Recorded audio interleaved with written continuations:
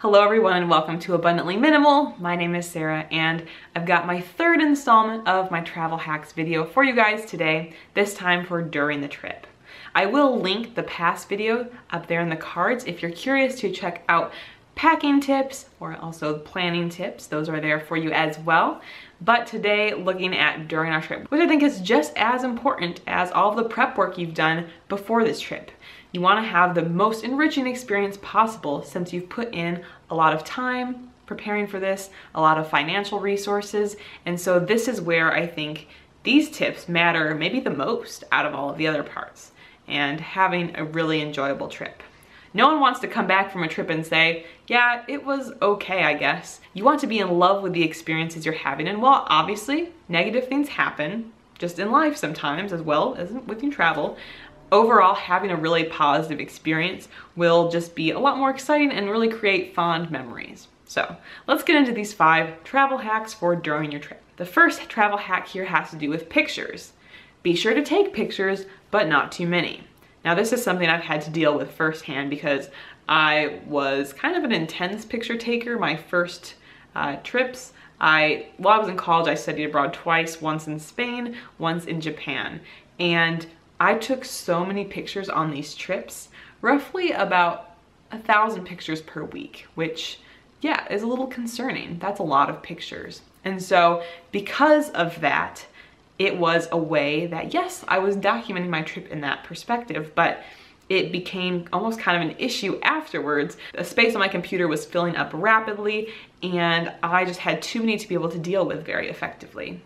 So definitely take pictures. You don't want to regret not having pictures when you come home and people are curious to see how the trip was, or even for your own sake. Personally, I love pictures because it kind of transports me back to that moment.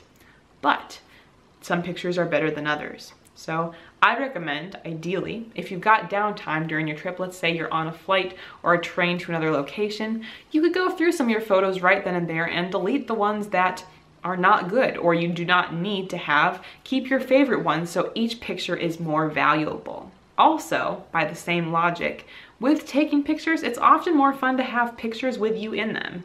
Now, what I have learned is if you really like a piece of scenery, take a picture without you in it in case you don't like how you look in the picture, but then be sure to get one with you and whoever you're traveling with in the future, or ask a friendly person to take pictures of your group for you. That can be a great way to help remember the situation as well. My second hack for during your trip is to avoid tourist traps. Now, if you want to visit the tourist destinations, there's nothing wrong with that. But don't get sucked into the trap of it, attractions that are kind of purely there to get as much money out of you as possible. I noticed that whenever there is some sort of attraction, the area directly surrounding it has restaurants that are more expensive, gift shops that are more expensive, maybe other related attractions that are also expensive. Let's say you go to this museum and you're really hungry.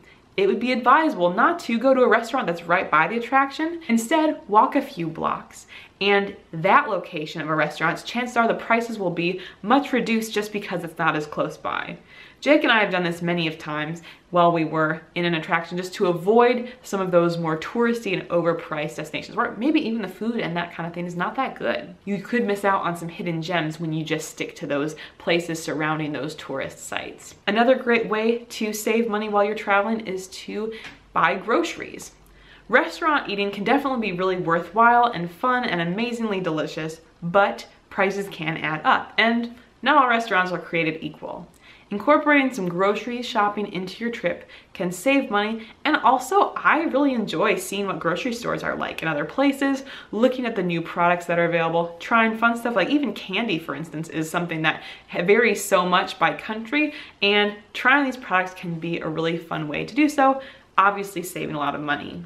When Jake and I were in London on our honeymoon several years ago, we actually were in an Airbnb directly above a food co-op grocery store, and we got our dinner from there every night. We picked up some random items that we were interested in, made it in the kitchen in the Airbnb, and it was wonderful, especially because London was a really expensive city out of the ones that we visited. My next tip is to be spontaneous. It can be very tempting to over-plan everything, and maybe we can kind of think of that stereotypical person that has every little detail of every day planned, but I think when we have travel that is so structured, it can prevent us from really relaxing and enjoying this area, soaking up as much as possible. So even though there are some things that do require a plan, such as different tours and obviously your transportation and lodging, don't sweat the small stuff. Try to see what happens when you get there.